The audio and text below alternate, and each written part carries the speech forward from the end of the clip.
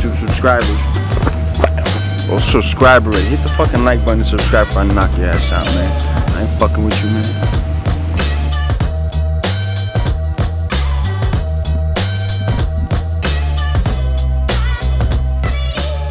We are back, guys. UFC Vegas 56, Volkov versus Rosenstrike. Back at the Apex, of course, for another fight night card. Week off last week. So no YouTube video for me, but it's never a week off for me. I handicap multiple sports. Just no UFC last week. Nice week off sometimes, you know, from YouTube and the YouTube grind. Obviously, it's going to get a lot more busy when I have UFC and NFL to put out in the same week. But I love it, guys. I love providing information for you guys, and I love breaking down either a fight or NFL game.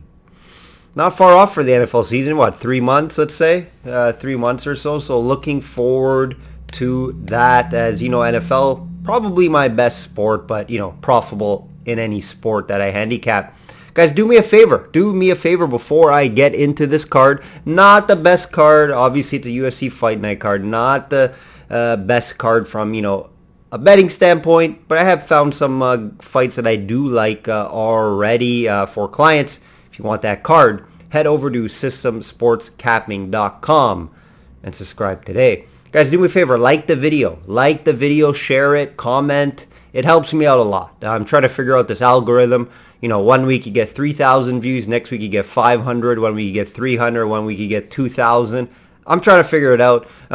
I'm pretty sure it's comments and likes, so if you guys can help me out there, that'd be great. Also, follow me at System Capping on Twitter and Instagram. I post a ton there.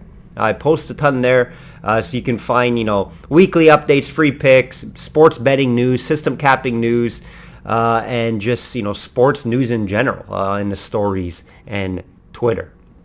Quick recap. Let's do a quick recap of Vegas 55, UFC Vegas 55. You know, it's always a tough situation when after the card, all you talk about is judging, right? I'm not going to sit here and talk about the judging forever. You know, I thought there was at least 2 fights where I thought the other fighter won, Anders and Holly Holm. Obviously, the Anders fight a little more close. Both fights close. I get it. But I just think they're on the wrong side of both. I think maybe 80-90% of the market thought Holly Holm won. I did have Holly Holm in a 2-fight mixed parlay. We did have a 2-1 card for clients. However, we did lose the Holly Holm due to the tough decision by the judges. And, you know, they just have to be on par. It seems like every judge or every time they go to a new region, judges look for different things. It doesn't make sense, right? Like if you go to another sport, let's say you're playing soccer, basketball, wherever the case may be, and you go overseas and, you know, it's different, or you know, any other sport like in wrestling, they judge it different. You can't do that. It has to be the same all around. The judges have to look for the same thing. It doesn't make sense if one judge looks for this. One judge doesn't score takedowns or control time, over 10 minutes of control time against a cage. Or one judge doesn't really care about a 5th round where Holly Holm dominated the 5th round, right? It has to be the same. They have to be judging the fights the same. Otherwise, it just does not make sense. So they really got to focus on that. I don't know if it's ever going to change, to be honest. It's just frustrating when, you know, every MMA podcast out there on Monday or Tuesday or whenever it is, they're talking about judging. Doesn't look good for the sport. It's bad for bettors. Just hopefully it evens out for bettors, right? Hopefully you're on the other side of the bad judging, and it hopefully usually evens out, right, in the long run. So that's what you're always hoping for, but it's just frustrating as a sport when you're at a high level like this. You don't have it figured out. So get with it and figure it out, guys. It's that simple. Let's get into the weekly update. Quick weekly update on all sports, which I like to do for you guys, and transparent, and say if I had a bad week or a good week or what the case may be. Weekly update, UFC. Very impressive, very happy with these numbers. 99-53 all fights, 65%, very long term. 43-17 shorter term, 72%, plus 51.5 units long Term. PGA, plus 66.8 units in the prop market, long term. 2 outrights the last 6 events, guys. 3 big ticket winners. Big ticket winners are plus 400 or greater. So 3 out of the last 5 events. Mostly top 5, top 10 guys. MLB, finally a bit of regression in the MLB. Got caught by a couple upsets in 2-team parlays. That's going to happen. Right? 20-10, though. Very impressive record. Still, I'm happy with it. The start was very wild, and there's going to be regression. If you're new to betting, there's going to be regression throughout the year. That's just how it is. You don't just go 40-10 or 40-3 on bets, right? Me personally, I'm always 60% or higher. And mainly like 65, 66, and that's the goal always. Goal's always 60 above, and I usually hit above the 60% in all sports, which I'm very pleased about. MLB's my 4th or 5th sport that I handicap percentage-wise over the years. So great start to the MLB. Obviously a couple back-to-back losing days in the MLB, but that's going to happen. And you have to understand that when you're betting on sports. NHL 11-5 playoffs. NHL has been great. 38-15 NHL run, guys, to end the year here. And 66% regular season in the NHL, above expectations. NBA, above expectations in the regular season. 66% regular season. Just 10-12 in the NBA playoffs. Not a great playoffs. Slight profit, maybe even at this time. NFL reminder, let's not forget the NFL. Great year, almost the best year I've had. I had a better year in 2019. 2019 was even a better year, if you can imagine that. But let's look at the update here. Let's hear from my friend Meredith before we get into this card. Guys, Meredith Gorman here, and are you still not subscribed to Matt's channel? Well, if you're not, hit the subscribe button because he's giving out free picks each and every week. Hope you have a good rest of your day. Guys, shop around for the best price. I can't stress this enough. Have multiple books. Throw money in multiple books so you're able to get the best price. Always shop around. These aren't the best prices. I can advise you of that. Now let's get into the main event, guys. Not the best card, but I love breaking down fights, so we will break them down and give you my thoughts. I'm not going to like every fight. I had someone comment in the past on here saying, oh, you didn't give out any plays because I didn't like the card. If I don't like the card, I'm not going to force picks. If I lean one way, that's a play. I don't love it, and it may not make my client card. However, I still think he has a good chance to win. At least a 55-60% chance to win, but is it going to make my client card for the 4 or 5 things that I like and look for, right? So I'm not going to give out advice to you guys if I don't think it's going to win, right? And that's where bettors get into losing months and years, is because they force bets. Never force bets, guys. That's how I profit long term. That's how my clients profit long term as well. Volkov minus 160 versus Rosenstrike plus 135. I agree with the favorite here. I agree with the price. I think the books got this right. Another main event spot for Volkov on another fight night card, right? It seems like Volkov gets a ton of main event spots. Last time we saw Volkov was in England against Aspinall, and we saw him get finished by a submission in round 1. It surprised me a little bit. It didn't surprise me that Aspinall won. I gave it out on the video as a lean. I didn't bet it personally just because I wanted to see what Aspinall has against a veteran like Volkov. That was his biggest step up yet. Volkov did have some issues with the war and getting over there. I know that was a bit of an issue, so I think that did affect him slightly. But Aspinall is the real deal. Aspinall is the real deal, guys. And he just put it on Volkov from the start. And he does have a very well-rounded game. His striking's improved and it looks good. But his ground game is what we don't see much. But we saw it in that fight, and it was very impressive. If we look at it here, let's just look at this fight. It's fairly simple when you break it down. Right, I do think Volkov has lost a bit of a step, a little bit older now, has lost 2 of his last 3 fights against, top-level guys. Rosenstrike, same situation, right, has lost 2 of his last 3 fights, Blade in his last fight in a 3-round unanimous decision, and Gone in a 5-round decision loss.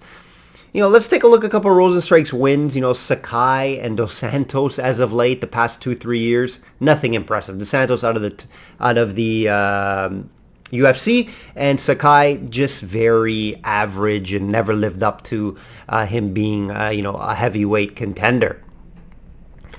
He has lost. Sakai's lost 3 in a row, right, in the UFC as well. That's another note here that I have. Rosenstrike, we know how he fights, right? Slow pace, very low volume, and he looks to catch you with a big shot. And when he does, similar to Derek Lewis, not as much power as Derek Lewis, but similar to Derek Lewis, he has that one-shot power, right? He has that one-shot power. And he just looks for it for the whole fight.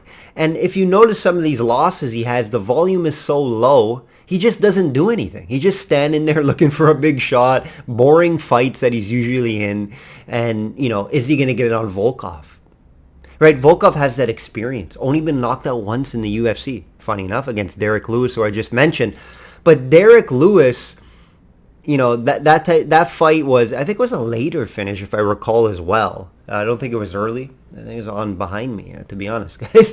Though it was a little later finish. That's the only way Rosenstrike wins this fight. It's by finish. He does not win this fight by judges' scorecard. The volume's just too low. He doesn't have the wrestling either. Right? Rosenstrike's only path is a KO. It's a heavyweight fight. Of course he can connect with him. But Volkov has only been finished once in the UFC. And he has a ton of fights, right? We know Volkov. Very, very experienced. So it's hard for me to bet Rosenstrike and say that he's going to beat Volkov due to that one KO, right? The only path is one way. Volkov has multiple paths. Obviously to win by decision. Just out kickbox him for 5 rounds, use the length with the leg kicks, and just outstrike him for 5 rounds on the judges' scorecards. We always know that's an option, right? Volkov could find a KO finish, but what's interesting too, I think Volkov does have a slight wrestling advantage, which he doesn't have a ton in fights, so I think he could use that here. Maybe some type of ground and pound finish. Very tough to call an outcome here. Outcome is tough to try to find a better price.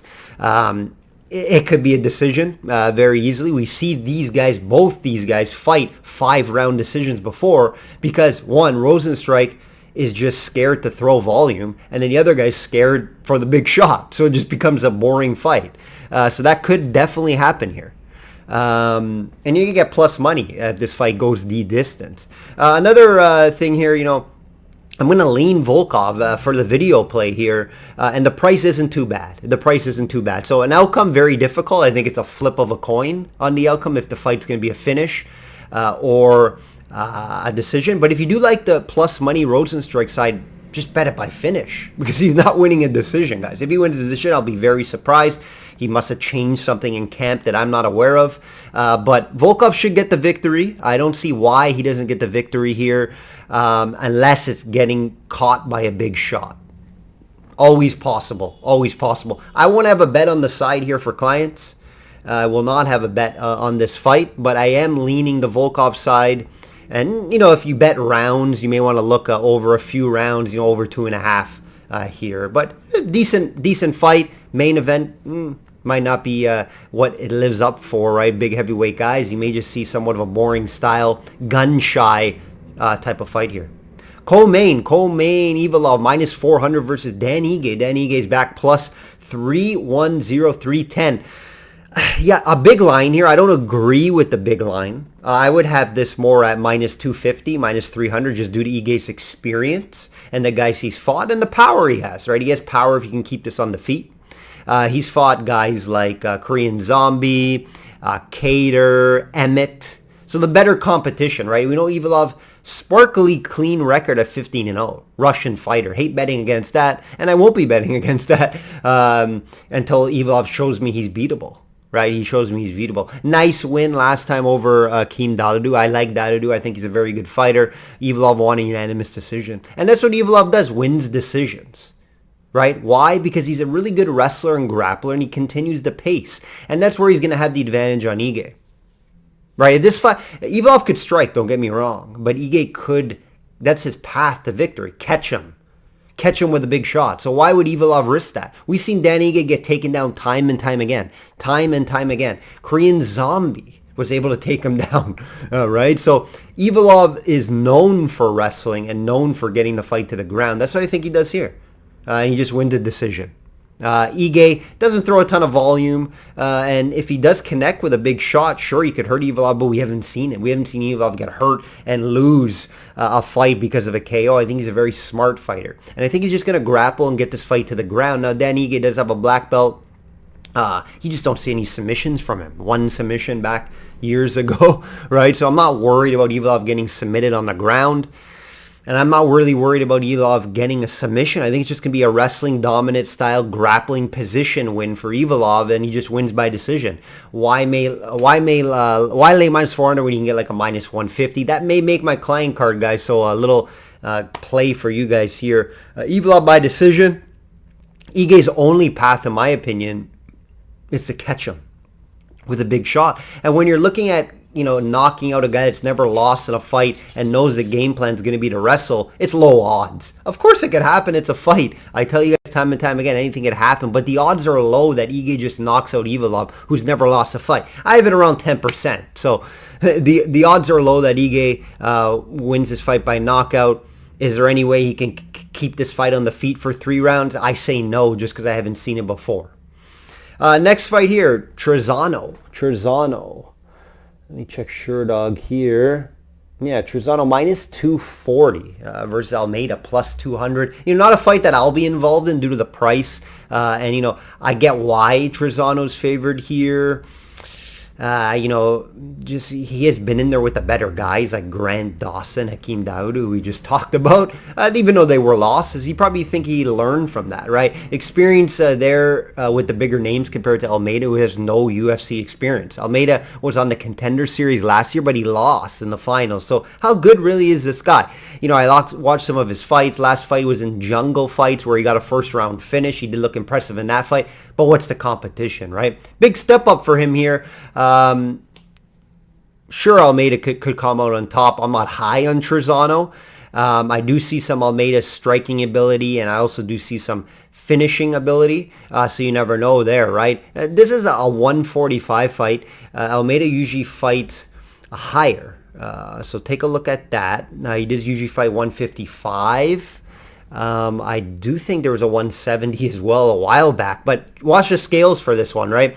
When guys cut a lot of weight, the cardio could be an issue. So, I could see Trisano winning this fight down the line. If this gets in the second and third round, I think this favors Trisano. So, yeah, you may want to look at Trisano here if you don't mind the price. It's not going to make my card, but for the video purpose, I'll be leaning Trisano here to get this done. With some concern, Almeida could get the upset. Silva, minus 115 versus Botelho, minus 105. Couple of Brazilians. Women's MMA, right? Low level, flip of a coin, low level women's MMA. No thanks for me. If you want to bet this fight, you got to find some value. Some value I can find maybe Silva by sub, plus 450, plus 475. I'm not going to talk too much about this one. Avi Botelho has the UFC experience.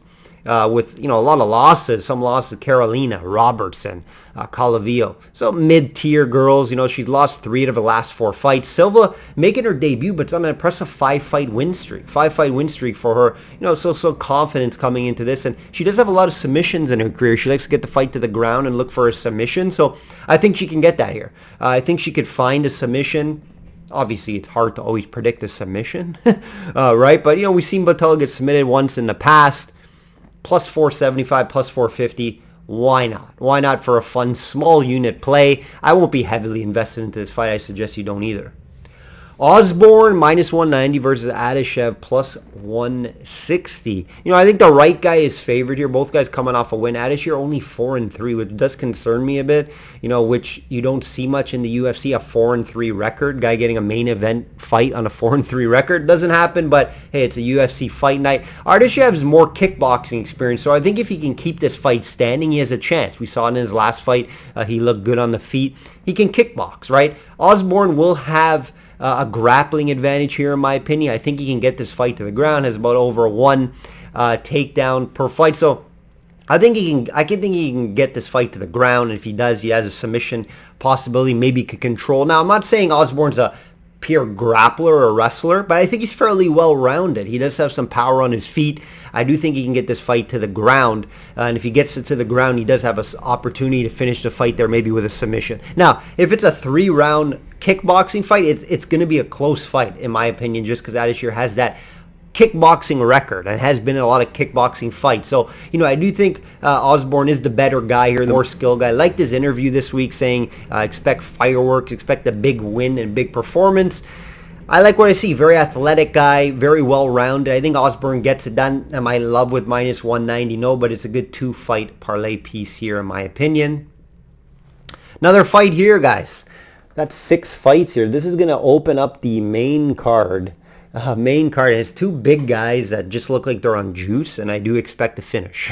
Menifield minus 160 versus Mazharov plus 135. Interesting on here, which it shouldn't make the judges, which I mentioned. This Mazharov guy is Ukrainian, so he is fighting for his country here and making his debut. So always keep that in mind. I know it's worked in me in the past with the girl. I forget her name, but I bet her plus 180 when she was fighting for Ukraine. I can't really say that benefits a lot, but you're going to dig deeper, I feel, just due to the country and fighting for your country. Big guy, tough guy, rugged guy who will fight anywhere at any time type of attitude. But you've seen him, when he gets in adversity, I watch some of his fights, he just quits.